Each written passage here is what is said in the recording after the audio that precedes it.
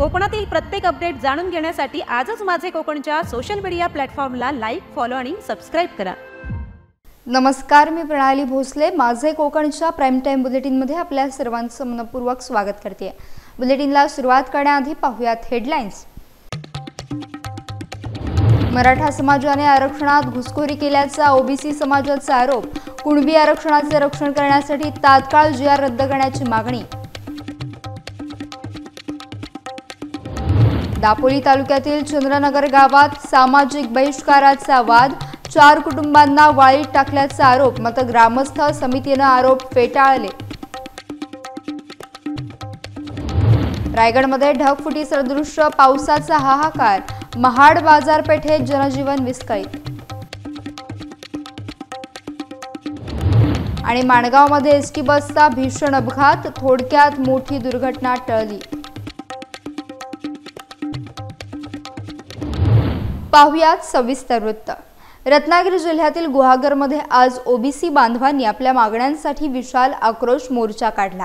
मराठा समाजाला कुणबी नावाने ओबीसी आरक्षणात समाविष्ट करण्याला या मोर्चातून तीव्र विरोध दर्शवण्यात आला। हम सब एक है असा नारा देत हजारो ओबीसी बांधव रस्त्यावर उतरले होते।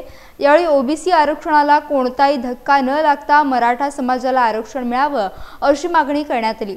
तसेच मराठा समाजाच्या कुणबी नोंदी तपासण्यासाठी स्थापन करण्यात आलेली न्यायमूर्ती संदीप शिंदे समिती तात्काळ बरखास्त करावी अशी जोरदार मागणी मोर्चेकरांनी केली।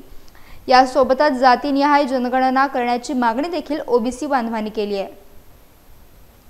रत्नागिरी जिल्ह्यातील खेड शहर आज ओबीसी बांधवांच्या महामोर्चाने दणाणून गेलं। मराठा आंदोलकांच्या मागणीवरून शासनाने काढलेला जीआर याला विरोध करण्यासाठी तसेच मराठा समाजाला कुणबी प्रमाणपत्र न देण्याची मागणी करत हा विराट मोर्चा काढण्यात।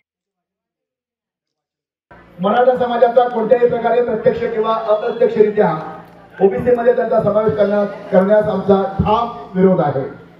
मराठा समाजाच्या कुणबी नोंदी तपासण्यासाठी स्थापन करण्यात आलेली मराठ्यांच्या दबावाला खाली पुन्हा मुदतवाढ देण्यात आलेली न्यायमूर्ती संदीप शिंदे समिती ही घटनाबाह्य असून ती तात्काळ बरखास्त करण्यात यावी। दिनांक 1 जून 2004 रोजी ओबीसीच्या यादीत अनुक्रमांक 83 मध्ये कुणबीमध्ये समाविष्ट करण्यात आलेल्या मराठा कुणबी मराठा या पोट जातीच्या समावेशाबाबतचा शासन निर्णय तात्काळ रद्द करून त्यांना ओबीसी यादीतून वगळण्यात यावे। कुणबी आणि मराठा एक नाही याबाबत 5 मे 2020 रोजी सर्वोच्च न्यायालयाने दिलेल्या निकालानुसार राज्य शासनाने मराठ्यांना कुणबी म्हणून ओबीसी आरक्षण देण्यात येऊ नये।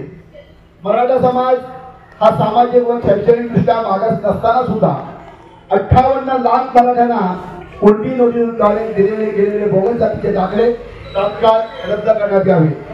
रत्नागिरी जिल्ह्यातील खेड शहर आज ओबीसी बांधवांच्या महामोर्चाने दणाणून गेलं। मराठा आंदोलकांच्या मागणीवरून शासनाने काढलेला जीआर याला विरोध करण्यासाठी तसेच मराठा समाजाला कुणबी प्रमाणपत्र न देण्याची मागणी करत हा विराट मोर्चा काढण्यात आला। हैदराबाद गॅझेट रद्द करावे अशी प्रमुख मागणी यावेळी करण्यात आली। भरणे नाक्यापासून खेड शहरापर्यंत तब्बल 4 किलोमीटर पसरलेल्या मोर्चात हजारो ओबीसी बांधव, महिला आणि पुरुष मोठ्या संख्येने सहभागी झाले होते। मुसळधार पाऊस सुरू असतानाही ओबीसी समाजाने आपली एकजूट आणि ताकद दाखवून दिली। या मोर्चाचे आयोजन कुणबी समाज संघटना मुंबई आणि ग्रामीण यांच्या वतीने करण्यात आलं होतं।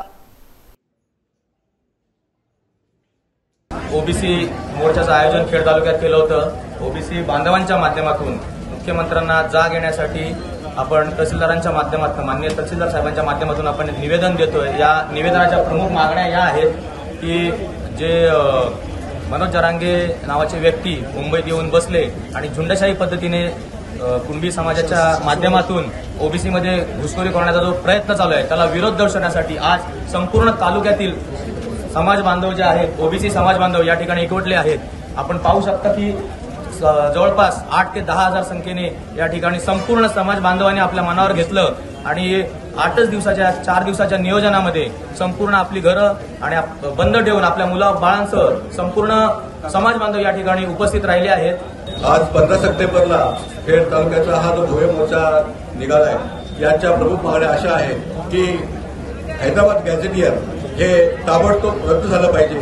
तर आज या आजच्या दिवशीला रद्द झालं नाही तर 7 ऑक्टोबरला संपूर्ण मुंबई की ओबीसींनी मुंबई केल्याशिवाय राहणार नाही, यासाठी संपूर्ण ओबीसी समाज हा मुंबईला धडकणार आहे। त्याचप्रमाणे ज्या आमची सर्वात महत्वाची मागणी आहे ती म्हणजे जातन्याय जनगणना। ओबीसी समाजाची जातन्याय जनगणना इतकी वर्ष झालेली आहे, ती प्रमुख मागणी आहे। यासाठी संपूर्ण समाज आमचा एकत्र झालेला आहे। आम्ही मोर्चा घेऊन आलेलो आहोत। बऱ्याचशा मागण्या आहेत, तरी या जास्त करून या मागण्या आणि जमलेल्या माझ्या स्त्री वर्गाला जो काय त्रास होणार आहे ह्या त्रासाचा विचार करून आज बरेच मुलं किंवा महिला या मोर्चामध्ये सहभागी झालेले आहेत आणि ते खास करून की हे काय जो काय आमच्यावर अन्याय होत आहे त्यासाठी म्हणजे त्याचा विचार करून आम्ही इथपर्यंत आलेलो आहोत आणि याचा विचार नक्कीच सरकारनेही करावा आणि आमच्या ज्या काही मागण्या आहेत त्या पूर्ण कराव्या, अन्यथा आम्हाला पुढचं पाऊल घ्यायला आम्ही महिला म्हणून संघर्ष करायला पुढे आलेलो आहोत, एवढं मात्र सरकारने लक्षात ठेवावं। आज या ठिकाणी तहसीलदारच्या इथे जे खेड तालुक्यातील सर्व जे वासिय इथे उपस्थित आहेत, ज्या आमच्या या आरक्षणासाठी लढण्यासाठी इथं सर्व महिला वर्ग व पुरुष वर्ग इथं उपस्थित आहे। याचं कारण असं की भविष्यामध्ये आमच्या मुलांचा कुठेतरी त्रास होत आहे की पुढे यांना नोकरी धंद्यामध्येही त्रासदायक होणार आहे, त्यासाठी ते भरघोस लोक इथे आम्ही इथे उपस्थित आहे ते आमच्या आरक्षणासाठी, आमच्या हक्कासाठी। आणि जर आमच्या मागण्या पूर्ण नाही झाल्या तर आम्ही पूर्ण खेड तालुका आम्ही उतरू आणि तिथे 7 ऑक्टोबरला तिथं मोठ्या प्रमाणात आंदोलन करण्यात येईल असं आम्ही मोठ्या प्रमाणात आवाहन करत आहोत। जय हिंद, जय महाराष्ट्र। तळा तालुक्यात कुणबी आरक्षणात मराठा जातीची घुसखोरी थांबवण्याची मागणी करत ओबीसी समाजानं तीव्र आंदोलन केलं। आपल्या विविध मागण्यांसाठी ओबीसी बांधवांनी तळा तहसीलदारांना निवेदन दिलंय। सर्वोच्च न्यायालयाने 5 मे 2021 रोजी मराठा समाजाचं आरक्षण नाकारलं होतं। त्यानंतर मराठा समाज कुणबी अर्थात ओबीसी जातीमध्ये घुसखोरी करत असल्याचा आरोप ओबीसी समाजानं केलाय। यामुळे ओबीसींना मिळणारे 27% आरक्षण धोक्यात येत असल्याचं त्यांचं म्हणणं आहे। मराठा आणि कुणबी या 2 स्वतंत्र जाती असून विशेषतः कोकणात यांच्यात रोटीबेटी व्यवहार होत नाहीत। एका व्यक्तीच्या 2 जाती असणे घटनाबाह्य आहे असं देखील ओबीसी समाजानं निवेदनात म्हटलंय। तरीही राज्य सरकार मराठा समाजातील व्यक्तींना कुणबी, मराठा कुणबी किंवा कुणबी मराठा अशी जात प्रमाणपत्र देण्याचा निर्णय घेऊन मूळच्या कुणबी समाजावर मोठा अन्याय करत आहे असं त्यांचं म्हणणं आहे। सरकारने हा संबंधित शासन निर्णय तात्काळ रद्द करावा अशी मुख्य मागणी यावेळी करण्यात आली। या मागणीसाठी ओबीसी समाजानं जनमोर्चा काढून तहसीलदारांना निवेदन दिलं। यावेळी तालुक्यातील ओबीसी समाज बांधव मोठ्या संख्येने उपस्थित होते। रायगडच्या महायुतीमध्ये पुन्हा एकदा अंतर्गत संघर्ष उफाळून आलाय। पाली नगर परिषदेच्या नगराध्यक्ष निवडीवरून महायुतीत नेत्यांमध्ये मतभेद चव्हाट्यावर आलेत। यात राष्ट्रवादी काँग्रेसने फसवणूक केल्याचा गंभीर आरोप शिंदे गटाचे आमदार महेंद्र दळवी यांनी केलाय। यामुळे महायुतीतील वाद पुन्हा एकदा समोर आला असून रायगडच्या राजकारणात खळबळ उडाली आहे। राष्ट्रवादी काँग्रेसने फसवणुकीची त्यांची जुनी परंपरा कायम ठेवल्याचं आमदार महेंद्र दळवी यांनी म्हटलंय। त्यांनी पालीच्या नगराध्यक्ष निवडणुकीत महायुतीतील इतर घटक पक्षांशी विश्वासघात केल्याचा थेट आरोप केला।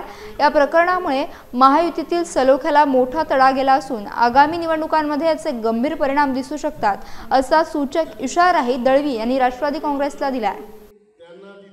एकंदर रायगड जिल्ह्यातली राजकीय परिस्थिती थोडीशी वेगळीच आहे। आपण बघता गेले कित्येक वर्ष वेगवेगळे प्रयोग अनेक नेत्यांच्या माध्यमातून झाले म्हणून बघताय। आता सुधागड पालीमध्ये देखील दिलेल्या शब्दाची पण पूर्तता झाली नाही आहे। तर ह्या संदर्भात वरिष्ठ आम्ही करू आणि वरिष्ठ जो आदेश देतील त्या पद्धतीने स्वायत्त निवडणूक लढल्या जातील, त्याच्यामध्ये कुठेही दुमत असण्याचं कारण नाही आहे। पण हेच वाक्य विरोधकांनी त्याचं आत्मपरीक्षण करावं असं आमचं व्यक्तिमत। पण पालीत जे काय घडलं त्या संदर्भात शिवसेनेची पुढची आता भूमिका काय असेल काय? ती निवडणूक खरं तर 9-11 महिन्यासाठी होती नगराची निवडणूक।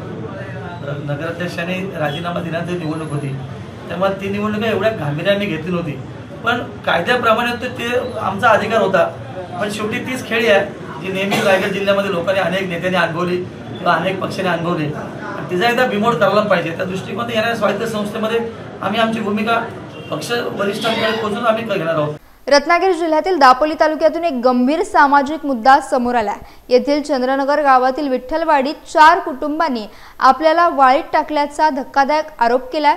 कौटुंबिक वादामुळे सुरुवातीला सचिन पाते यांना वाळीत टाकण्यात आले, त्यानंतर त्यांच्याशी संपर्क ठेवणाऱ्या आणखी 2 कुटुंबांनाही असाच सामाजिक बहिष्काराचा सामना करावा लागत असल्याचा दावा या कुटुंबांनी केला। एकीकडे हे कुटुंब न्यायासाठी झगडत असताना दुसरीकडे गावातील तंटामुक्त समितीचे अध्यक्ष आणि ग्रामस्थांनी हे आरोप पूर्णपणे फेटाळलेत। गावात कोणालाही वाळीत टाकलं नसल्याचं त्यांचं स्पष्ट म्हणणं आहे। या प्रकरणी पोलीस ठाण्यातही लेखी माहिती दिल्याचं ग्रामस्थांनी सांगितलंय। आता या संवेदनशील प्रकरणात पोलीस काय भूमिका घेणार हे पाहणं महत्त्वाचं ठरलंय। दरवर्षी आता 2 वर्षे झाली गणपतीत भानगडी करतात। गेल्या वर्षी केली, यंदा ते यंदा चांगला आमचा काय असा कार्यक्रम असेल तर नेहमीच भानगडी करतात। आम्ही त्यांच्या दारात जात नाही तरी पण आमच्याकडे हे करून येतात नाही, भानगडी करतात। किती आम्ही त्रास काढणार या लोकांचा। आम्ही आता गेल्या 3 वर्ष वालीत आम्ही आहोत। सचिन पात्यांच्याकडे यायचो, ते आमच्याकडे यायचे, त्याच्यामुळे आमच्यावरती दबाव करून आम्हाला वालीत ठेवली त्या लोकांनी। आणि पोरं वगैरे वाडीमध्ये पोरं खेळायला गेली तरी ती लहान पोरं पण की पोरांना माझ्या बोलतात, आमच्या बरोबर खेळायला यायचं नाही, तुम्ही वालीत आहात ना, मग आमच्या बरोबर यायचं नाही, आम्हाला असे वाडीतले लोक असा दबाव घालून आहेत। तर पोरं मग अशी एकदम वाईट टोन करूनच राहतात ना, घरी मग घरच्या घरी राहिली की लय त्रास पोरांचा पण वाढतं। त्याच्यामुळे आम्हाला बायकांचा पण वाडीतल्या महिला मंडळाचा पण लय त्रास आहे आम्हाला। आम्ही आता ह्या गावामध्ये म्हणजे वालीत टाकले गाववाल्यांनी, तर त्याच्यामध्ये काहीतरी गावातली मेन लोक असतात, त्याच्यामुळे हा होतोय। बाकीच्या लोकांना काय माहित नसतो, म्हणजे गावचा अध्यक्ष, वाडीचा अध्यक्ष, सचिव, गावचा सचिव, तंटामुती अध्यक्ष, हे लोक सगळे आहेत ना, हे पहिला हा कांड करतात, त्याच्यानंतर मग सगळं हा याला पुढं पर्याय लागतो। त्यामुळे इथं काहीतरी गावामध्ये घडतोय ह्याच्यावर पोलीस सुद्धा काही लक्ष देत नाही। आम्ही वारंवार तक्रारी केल्या पोलीस स्टेशनला, तरी सुद्धा त्याच्यावर काही ऍक्शन घेत नाही पोलीस। पण त्याला काय कुणाकडून दबाव आहे की काय हे कळत नाही, आणि हा असाच चालत राहिला तर कसं चालायचा। वाडीमध्ये आम्हाला जास्त फिरायला देत नाही किंवा कुणाकडे जायचं नाही, यायचं नाही, मंदिरात जायचं नाही, मंदिरात कोणत्या गोष्टी करायच्या नाही, गावात जायचं नाही, गावात जास्त फिरायचं नाही, चक्कीवरती जायचं नाही, आणि आम्हाला पालखी आमच्याकडे येत नाही गावाची। मंदिरात आम्हाला सांगतात तुम्हाला वाडी टाकलं तुमच्या पालखी नाही जाणार म्हणून। आम्ही सगळ्यांना भेटलो पण आम्हाला कोण काय दादच देत नाही कोणत्या गोष्टीचा, म्हणजे वाडी टाकल्या विषयाचे दादच आम्हाला देत नाहीत। आणि आमच्यामुळे बाकीच्या लोक म्हणजे आमची 4 कुटुंब त्यांना लय त्रास देतात। मुलाबिलांना लय तोंडण्याने बोलतात, जाता येताना बोलतात, रस्त्याने जाताना बोलतात। मग आम्ही दिसलो समोर काय पण अपशब्द वापरून आम्हाला बोलतात। आम्हाला गावामध्ये कोणत्या फंडामध्ये येऊन देत नाही, कोणत्या सार्वजनिक कामामध्ये येऊन देत नाही। का कोण आमच्याकडे येत नाही किंवा आमच्याकडे पालखी आणत नाही। पालखी आमच्या बाजून घरात माझ्या घराजवळ पालखी येते पण माझ्याकडे येत नाही। हे तिकडे नेऊ नका, ते वालीच आहेत असं सरळ सांगतात। त्यांच्याकडे नेऊ नका पालखी, ते वालीच आहेत, त्यांच्याकडे नाही। असे सचिनपाच्याकडे जातो तेव्हा सांगतात, तेव्हा आम्हाला पण सांगतात तो त्यांच्याकडे जाता, मग तुम्हाला पण आम्ही वालीत टाकली नाही त्यांच्याकडे जाता म्हणून, का बोलता तेव्हा त्यांच्याकडे पण आम्हाला त्यांच्याबरोबर वालीत टाकली। त्यासाठी आता आम्ही 20 पाहिजे, माझी 5 वेळ आलेली आहे, आणि कुणाचं हे करायचं आणि कुणाकडे जायचं, आम्ही काय करायचं, कुणाचा हातपाय जायचं। आज कोण मेला गेला तर आम्ही कुणाकडे जायचं आणि कुणाकडे राहायचा आणि कुणाचा हातपाय धरायचं आहे, अशी परिस्थिती आमची झालेली आहे। रायगड जिल्ह्यातील उरण तालुक्यातून एक मोठी बातमी समोर येते। शेवा कोळीवाडा येथील विस्थापित महिला आणि ग्रामस्थ पुन्हा एकदा आक्रमक झालेत। आपल्या विविध प्रलंबित मागण्या पूर्ण न झाल्यानं त्यांनी 2 ऑक्टोबर 2025 पासून JNPAचे चॅनल बेमुदत बंद करण्याचा इशारा दिलाय। शेवा कोळीवाडा विस्थापित महिला संघटनेनं प्रसिद्धीपत्रक काढून ही माहिती दिली आहे। वर्षानुवर्षे पुनर्वसन रखडल्यानं ग्रामस्थांमध्ये तीव्र संताप आहे। जिल्हाधिकारी पुनर्वसन रायगड हे पुनर्वसन कायद्यानुसार संक्रमण शिबिराचं व्यवस्थापन करत नसल्याचा आरोप आंदोलकांनी केला। यापूर्वी 15 ऑगस्ट रोजी नियोजित आंदोलन जिल्हाधिकाऱ्यांच्या मध्यस्थीनंतर 21 मुद्द्यांवर झालेल्या बैठकीमुळे मागे घेण्यात आलं होतं। मात्र 1.5 महिना उलटूनही या महत्त्वपूर्ण बैठकीचे इतिवृत्त अद्याप ग्रामस्थांना मिळालेले नाही, ही त्यांची मुख्य तक्रार आहे। तसेच हनुमान कोळीवाड्याचे पुनर्वसन अपूर्ण असतानाही ग्रामपंचायत बरखास्त करून ती जिवंत ठेवल्याने ग्रामस्थांमध्ये नाराजी आहे। राज्य आणि केंद्र शासनाच्या निष्क्रियतेमुळेच पुनर्वसनाचं काम रखडलं असल्याचा ठपका देखील या आंदोलकांनी ठेवला। आता 2 ऑक्टोबर पासून सुरू होणाऱ्या बेमुदत आंदोलनामुळे JNPAच्या कामकाजावर मोठा परिणाम होण्याची शक्यता असून शासनाची भूमिका काय असेल याकडे सर्वांचं लक्ष लागलंय। रोहा तालुक्यातून एक मोठी बातमी समोर येते। रोहा पोलिसांनी नुकतीच एका अवैध हातभट्टी दारू अड्ड्यावर धाड टाकून मोठी कारवाई केली आहे। तालुक्यातील टिटवी गावातील जंगल परिसरात ही कारवाई करण्यात आली आहे। यावेळी पोलिसांनी 2,40,000 रुपये किमतीचे गुळ मिश्रित नवसागर रसायन नष्ट केले। मिळालेल्या माहितीनुसार रोहा पोलिसांना टिटवी गावात गावठी दारू तयार करून विकली जात असल्याची गुप्त माहिती मिळाली होती। या माहितीच्या आधारे पोलीस निरीक्षक पाटील यांनी तातडीने एक विशेष पथक तयार केलं। या पथकाने जंगल परिसरातील दुर्गम ठिकाणी छापा टाकला। छाप्यात प्लास्टिक आणि फायबरच्या एकूण 16 टाक्या आढळून आल्या। या टाक्यांमध्ये गावठी दारू बनवण्यासाठी वापरले जाणारे मोठ्या प्रमाणात रसायन साठवले होते। वाहतुकीस अवघड असल्याने पोलिसांनी हे संपूर्ण रसायन जागेवरच नष्ट केले। या कारवाई दरम्यान योगेश झोरे या एका आरोपीला पोलिसांनी जागीच पकडलं, तर त्याचे 3 साथीदार जंगलाचा फायदा घेऊन पळून जाण्यात यशस्वी झालेत। या आरोपींवर यापूर्वीही दारूबंदी कायद्यानुसार गुन्हे दाखल झालेत। रोहा पोलिसांनी पळून गेलेल्या 3 आरोपींचा शोध सुरू केला असून नागरिकांनी अशा अवैध धंद्यांची माहिती पोलिसांना देण्याचं आवाहन केलं आहे। रायगड जिल्ह्यातील माणगाव तालुक्यातून एक मोठी बातमी समोर येते। पहाटेच्या वेळी घडलेली एक मोठी दुर्घटना थोडक्यात टळली आहे। माणगावकडे जाणाऱ्या एका एसटी बसला भीषण अपघात झाला, मात्र सुदैवाने कोणतीही जीवितहानी झाली नाही। मिळालेल्या माहितीनुसार आज सकाळी 15 सप्टेंबर रोजी माणगाव पोलीस स्टेशन हद्दीतील भाले गावाजवळ ही घटना घडली। कोलाडहून भाले गावाकडे जाणाऱ्या MH20 BL 3866 या क्रमांकाच्या एसटी बसला अपघात झाला। या बसमध्ये एकूण 8 प्रवासी होते, ज्यात काही शालेय विद्यार्थ्यांचा देखील समावेश होता। सुदैवाने या अपघातात कोणालाही गंभीर दुखापत झाली नाही आणि सर्व प्रवासी सुखरूप बचावले। पोलिसांनी दिलेल्या माहितीनुसार ही बस अरुंद रस्त्यावरून जात असताना समोरून अचानक एक स्कॉर्पिओ गाडी आली आणि यामुळे एसटी चालकाचे नियंत्रण सुटले आणि बस रस्त्याच्या खाली उतरून पलटी झाली। या घटनेमुळे पुन्हा एकदा ग्रामीण भागातील रस्त्यांच्या दुरावस्थेचा प्रश्न ऐरणीवर आलाय। माणगाव तालुक्यातील अनेक ग्रामीण रस्ते अरुंद असल्याने अपघातांचं प्रमाण वाढलंय। प्रशासनाने याकडे गांभीर्याने लक्ष देऊन उपाययोजना करण्याची मागणी आता स्थानिक नागरिक करतात। रायगड जिल्ह्यातून एक महत्त्वाची बातमी समोर येते। आमदार महेंद्र शेठ दळवी यांनी मानसी दळवी या जिल्हा परिषदेचे अध्यक्ष असतील असं मोठं प्रतिपादन केलंय। राजमाळा येथे अलिबाग मुरुड आणि रोहा विधानसभा मतदारसंघातील पदाधिकारी आणि कार्यकर्त्यांच्या आढावा बैठकीत ते बोलत होते। आमदार महेंद्र शेठ यांच्या अध्यक्षतेखाली आणि जिल्हा प्रमुख राजाबाई केणी यांच्या नेतृत्वाखाली ही बैठक रविवारी पार पडली। यावेळी आमदार दळवींनी कार्यकर्त्यांना संघटना वाढीसाठी सज्ज राहण्याचं आवाहन केलं। जिल्हा परिषदेवर शिवसेनेचा भगवा फडकवण्याचा निर्धार व्यक्त करत मानसीताई दळवी यांना जिल्हा परिषद अध्यक्ष बनवण्याचे ध्येय त्यांनी मांडले। पण काळजी करायची गरज नाहीये। सगळ्यात मोठा पक्ष आपला पक्ष आहे जिल्ह्यामधला, तर आपलीच ताकद जास्त आहे। तर आपलं जे म्हणणं आहे की जिल्हा परिषद अध्यक्ष आपल्याला मिळालं पाहिजे, ते 100% मिळालं पाहिजे। त्यासाठी काही करावं तरी चालेल असं मी प्रोडक्शन म्हणजे जसे शेतकरी प्रोडक्शन असतात, यावर्षी हे पेरलं तर किती त्याचं एक प्रोडक्शन जास्त नाहीये, तसं आता अभ्यासाचा परिपूर्ण झालाय। काही गोष्टी दीक्षा सांगता येत नाही आहे, पण तुम्हाला आजच्या माझ्या चर्चेवर लक्षात आलं असेल की मला नक्की काय बोलायचं आहे।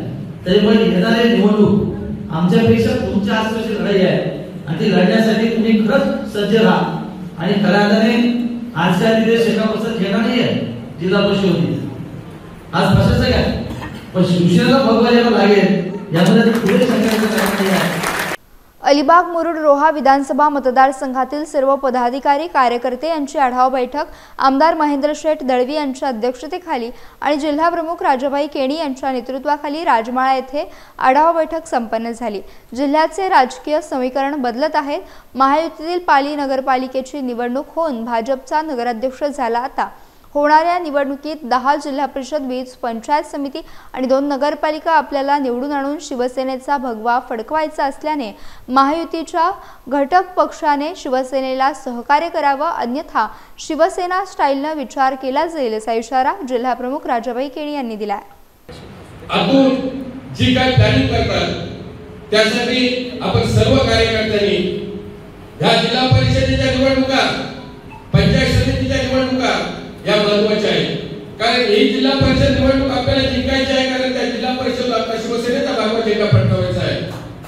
ही जिल्हा परिषद निवडणूक झाल्यानंतर येणाऱ्या लोकसभा आणि येणाऱ्या विधानसभेच्या पुन्हा निवडणुका असतील, त्यासाठी जिल्हा परिषद आपल्याला घ्यायची आहे। आणि त्यामुळे आपण या विधानसभा मतदारसंघामध्ये असलेल्या 10 जिल्हा परिषद, 20 पंचायत समिती आणि 2 नगरपालिका ह्या आपल्याला जागा घ्यायच्या आहेत। त्यासाठी जे कोणी इच्छुक असतील त्यांनी त्यांची तुम्ही गुप्त मीटिंग घ्या। अलिबाग मुरुड रोहा विधानसभा संघातील सर्व पदाधिकारी कार्यकर्ते यांची आढावा बैठक राजमाळा येथे संपन्न झाली। यावेळी मानसीताई दळवी यांनी आपल्या प्रतिक्रिया देताना वरिष्ठांनी आपल्याला संधी दिल्यास त्या संधीचं सोनं करून जनतेची अधिक सेवा करेन असं सांगितलं। शेवटी कसं आहे, आज मीटिंगमध्ये नाव घोषित केलंय, कार्यकर्त्यांची माझ्या इच्छा आणि मानसिकता आहे, पण त्याला कारण म्हणजे मागच्या वेळेस ज्यावेळेस आता मागच्या जिल्हा परिषदेच्या कार्यकालामध्ये ज्या पद्धतीने मी काम केलं, एक महिला गटनेती शिवसेनेचे आणि महिला जिल्हा परिषद सदस्य म्हणून आणि पक्षप्रतिनिधी शिवसेनेच्या आमच्या पक्षाकडून माझ्याकडे एक जबाबदारी दिली होती आणि ही जबाबदारी पार पाडत असताना जिल्हा परिषदेमध्ये मी प्रत्येक खातेनिहाय हा निधी शेवटच्या टोकापर्यंत म्हणजे शेवटच्या घटकांपर्यंत पोहोचण्यासाठी प्रामाणिकपणे प्रयत्न केले। पण आम्ही विरोधातली भूमिका बजावत असताना प्रामाणिकपणे या मतदारसंघाचं नेतृत्व करताना संपूर्ण जिल्ह्याला न्याय देण्याचा प्रामाणिकपणे प्रयत्न केला। आणि शेवटी कसं आहे, आता ही कार्यकर्त्यांची मागणी आहे, पण शेवटी पक्षादेश आहे, पक्षादेश जो निर्णय घेईल वरिष्ठ आमचे त्याप्रमाणे नक्कीच संधी मिळाली तर नक्कीच संधीचं सोनं करण्याचा प्रामाणिकपणे प्रयत्न करेल। शरद पवार गटाच्या नाशिक शिबिरात पिवळ्या रंगावर भर देण्यात आला। यावर राष्ट्रवादी काँग्रेस अजित पवार गट राज्य प्रवक्त्या सायली दळवी जाधव यांनी प्रतिक्रिया दिली आहे। अजितदादा हे धर्मनिरपेक्ष विचारांवर चालणारे नेते आहेत असं त्या म्हणाल्या। अजितदादा हे धर्मनिरपेक्ष विचारधारेवरती चालणारे नेते आहेत। 18 पगड जाती आणि 12 बलुतेदारांना सोबत घेत आजवर दादांनी राजकारण केलं आहे। कुठल्याही एका धर्माला किंवा जातीला प्राधान्य न देता सर्व धर्म समतेचा शिवशाहू फुले आंबेडकरांची विचारधारा ही आजवर राष्ट्रवादी काँग्रेस पक्षाने पाळलेली आहे। त्यामुळे पिवळा रंग देखील आमचाच आहे, भगवाही आमचाच आहे, हिरवाही आमचाच आहे, जांभळाही आमचाच आहे आणि या सर्व रंगांना आणि जाती धर्मांना एका प्रेमाच्या धाग्यामध्ये बांधणारा गुलाबी रंग हा आम्हाला आणि आमच्या राष्ट्रवादी काँग्रेस पक्षाला समतेचा संदेश देणारा गुलाबी रंग, प्रेमाचा संदेश देणारा गुलाबी रंग हा अधिक प्रिय आहे। शेतकरी कामगार पक्षाच्या नेत्या मीनाक्षी पाटील यांना आदरांजली वाहण्यासाठी त्यांच्या जयंतीनिमित्त अलिबाग येथे जिल्हास्तरीय वक्तृत्व स्पर्धेचं आयोजन करण्यात आलं होतं। पक्षाच्या जडणघडणीत मीनाक्षीताईंचा मोलाचा वाटा होता। त्या एक उत्तम वक्त्या होत्या आणि राजकारणात त्यांनी स्वतःची एक वेगळी ओळख निर्माण केली होती।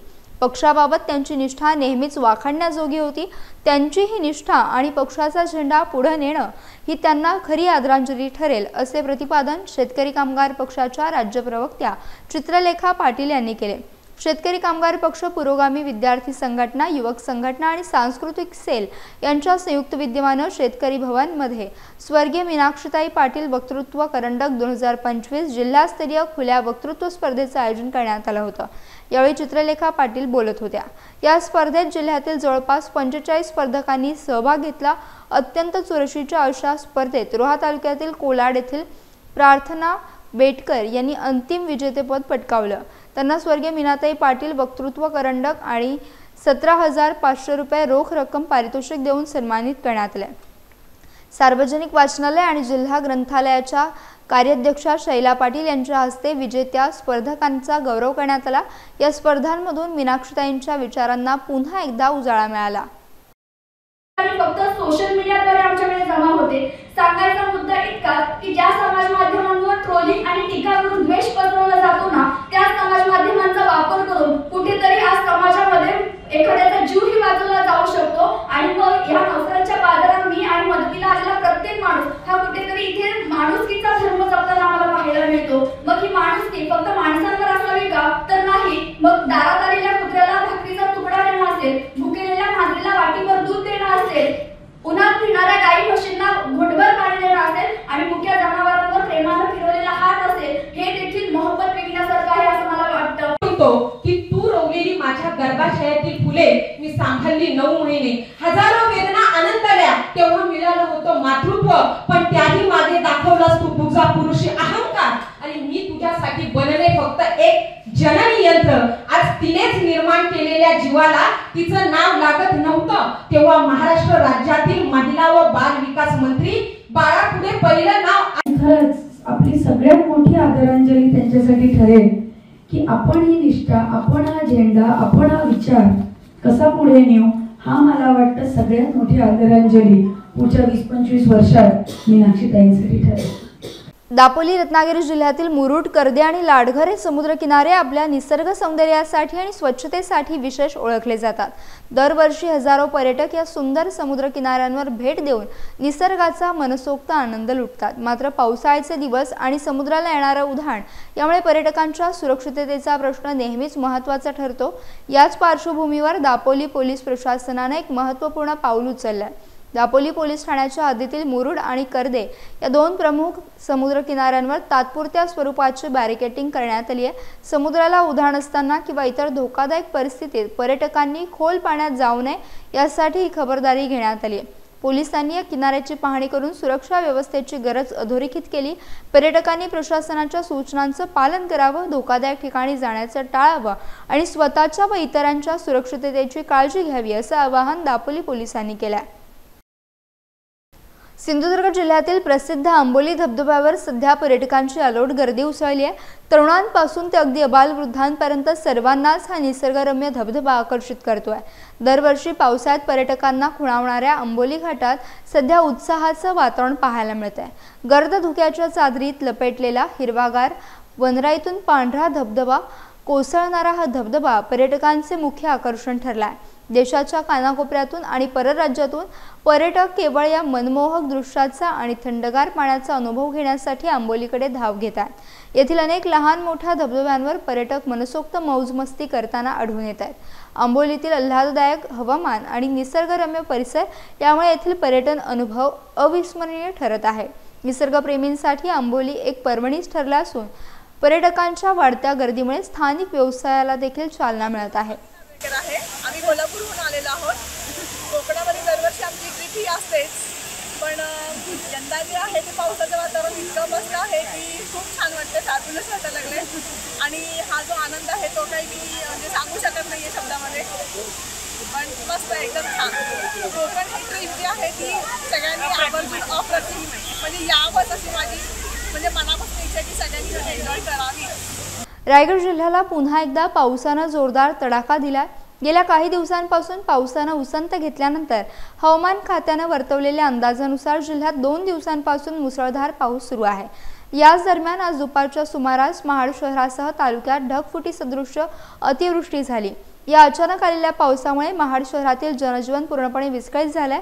मुंबई गोवा महामार्गावरील सांभार खिंडीजवळील सर्व्हिस रोडवर सुमारे 1 फुटापर्यंत पाणी साचले होते. त्यामुळे महाड शहरात ये जा करणाऱ्या वाहन चालकांना कसरत करत आपली वाहने पाण्यातून बाहेर काढावी लागली.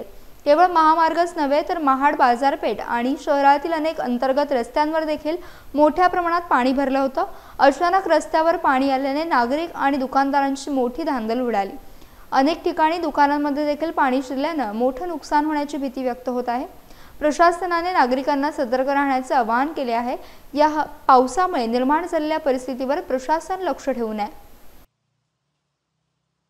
रायगड जिल्ह्यातील पोलादपूर तालुक्यात रविवारी सायंकाळपासून पावसानं जोरदार हजेरी लावली. पावसाचा जोर इतका वाढला की पोलादपूर, प्रतापगड आणि महाबळेश्वर परिसरात रात्री 9 वाजेपर्यंत मुसळधार पर्जन्यवृष्टी झाली. यामुळे सावित्री नदीच्या पाणी पातळीत लक्षणीय वाढ झाली. रात्री 10 वाजण्याच्या सुमारास नदीचे पाणी धोक्याच्या पातळीजवळ पोहोचले होते. नदीच्या वाढत्या पाणी पातळीमुळे पोलादपूर शहरातील जुना महाबळेश्वर रस्त्याच्या काही भाग पाण्याखाली गेला होता, ज्यामुळे वाहतुकीवर काही प्रमाणात परिणाम झाला. परिस्थितीचं गांभीर्य लक्षात घेऊन प्रशासनानं तात्काळ उपाययोजना सुरू केल्यात. नागरिकांच्या सुरक्षिततेसाठी प्रशासनाकडून सतर्कतेचा इशारा देण्यात आला. स्थानिक प्रशासनाने नदीकाठी राहणाऱ्या आणि सखल भागातील रहिवाशांना विशेष काळजी घेण्याचं आवाहन केलं. पुढील काही दिवस पावसाचा जोर कायम राहण्याची शक्यता असल्यानं नागरिकांनी सर्वतोपरी दक्षता बाळगावी. सद्यस्थिती नियंत्रणात असली तरी प्रशासनाच्या सूचनांचं पालन करणं महत्त्वाचं आहे. चाइल्ड केअर सामाजिक संस्थेची वार्षिक सभा रविवारी 14 सप्टेंबर रोजी मोठ्या उत्साहात पार पडली. संस्थेचे संस्थापक अध्यक्ष विकास कडू यांच्या अध्यक्षतेखाली झालेल्या सभेत अनेक महत्त्वाचे निर्णय घेण्यात आले. मुख्यत्वे नवदुर्गा सन्मान रायगड आणि विशेष सन्मान रायगड हे पुरस्कार वितरण सोहळा श्री रत्नेश्वरी मंदिरात आयोजित करण्यात येणार आहे. संस्थेचा 9वा वर्धापन दिनही मोठ्या उत्साहात साजरा केला जाईल. या वर्धापन दिनानिमित्त रायगड जिल्ह्यात उल्लेखनीय कार्य करणाऱ्यांना रायगड रत्न तर उरण, पनवेल पेण, कर्जत, अलिबाग, महाड या तालुक्यात विशेष कामगिरी बजावणाऱ्यांना तालुका रत्न पुरस्काराने सन्मानित केले जाणार आहे। यावेळी प्रकाश ठाकूर यांची मुख्य सचिवपदी, सचिन गावंड यांची सहसचिवपदी आणि हितेश म्हात्रे यांची उपाध्यक्षपदी नियुक्ती करण्यात आली। संस्थेने उरणमधून रायगड आणि आता महाराष्ट्रभर आपलं कार्य विस्तारलं असल्याचं यावेळी सांगण्यात आलं। पेण तालुका अध्यक्ष कैलासराजे घरात यांनी ही संस्थेच्या 9 वर्षांच्या कार्याचं कौतुक करत सर्वांना समाजसेवेत सक्रिय सहभाग घेण्याचं आवाहन केलंय। ग्रामीण भागातील विद्यार्थ्यांना शिक्षणाची उत्तम संधी मिळावी यासाठी कार्यरत असलेल्या संकल्प सामाजिक संस्थेनं आपला मदतीचा हात पुढे केला आहे। गेली 29 वर्षांपासून आणि विशेषतः कोकणातील मागील 16 वर्षांपासून ही संस्था जिल्हा परिषद शाळांमध्ये शिकणाऱ्या विद्यार्थ्यांना विविध शैक्षणिक सुविधा पुरवत आहे। यंदाही या संस्थेनं खेड, दापोली आणि माणगाव तालुक्यातील एकूण 37 जिल्हा परिषद शाळांमधील शेकडो गरजू विद्यार्थ्यांना शैक्षणिक साहित्याचं वाटप केलंय। यामध्ये प्रत्येक विद्यार्थ्याला अर्धा डझन वह्या देण्यात आल्या। काही विद्यार्थ्यांना गणवेश आणि दप्तरे वाटप करण्यात आली, तर कशेडी गावकरवाडी येथील जिल्हा परिषद पूर्ण प्राथमिक शाळा संगणकही प्रदान करण्यात आला। संकल्प संस्था केवळ हेच नाही तर 1994 पासून SSC व्याख्यानमाला, गरजू विद्यार्थ्यांचे शैक्षणिक शुल्क भरणे आणि गरीब महिलांना अन्नधान्य वाटप करणे असे समाजोपयोगी कार्यक्रम राबवत आहे। भविष्यात कोकणातील स्पर्धा परीक्षा देणाऱ्या विद्यार्थ्यांसाठी सुसज्ज अभ्यास केंद्र उभारण्याचा संस्थेचा मानस असून संस्थेच्या या कार्यामुळे ग्रामीण भागातील विद्यार्थ्यांचे भविष्य उज्ज्वल होण्यास निश्चितच मदत होईल। रत्नागिरी जिल्ह्यातील खेड नगरीत सांस्कृतिक उत्साहाचा एक अनोखा मेळा नुकताच पार पडला। स्वर्गीय मीनाताई ठाकरे सांस्कृतिक केंद्रात नवनिर्माण कला संस्थेच्या वतीने विविध कला स्पर्धांचं आयोजन करण्यात आलं होतं। या मोहक सोहळ्यातून अनेक नवोदित कलाकारांना आपली कला सादर करण्याची संधी मिळाली। यावेळी गणेश मूर्तिकला, चित्रकला, एकपात्री अभिनय आणि कराओके गीत गायन अशा विविध स्पर्धा घेण्यात आल्या। गणेश मूर्तिकला स्पर्धेत तरुण कलावंत शिवम कदम याने विजेतेपद पटकावले, तर मुस्कान खेडेकरने उपविजेतेपद मिळवले। चित्रकला स्पर्धेत समीक्षा गोरे, सई दांडेकर आणि अभिज्ञ भानसे यांनी अनुक्रमे पहिले 3 क्रमांक पटकावून आपली चित्रकलेतील कौशल्य सिद्ध केले। एकपात्री अभिनय स्पर्धेत मंदार मोरे यांनी आपल्या प्रभावी सादरीकरणाने उपस्थितांची मने जिंकली, तर शुभम केसकर उपविजेता ठरला। कराओके गीत गायन स्पर्धेत मल्हार देवघरकर याने प्रथम क्रमांक पटकावला, तर अंगद कुमार आणि पवन सौंदर्य यांनीही यश संपादन केले। या सांस्कृतिक मेळाव्याला माजी नगराध्यक्षा गौरी पुळेकर यांच्यासह शरद शिर्के, कुंदन सातपुते आदी उपस्थित होते। कला शिक्षक निळकंठ गोखले, साची वानखेडे आणि विनय माळी यांनी या स्पर्धेचं परीक्षण केलं। बाळू संगर यांनी कार्यक्रमाचे वैशिष्ट्यपूर्ण सूत्रसंचालन केले। यासह बुलेटिनमध्ये वेळ झाली, इथेच थांबण्याची भेटूयात नवीन बुलेटिनसह। तोपर्यंत तुम्ही कुठेही जाऊ नका, पाहत रहा फक्त माझे कोकण।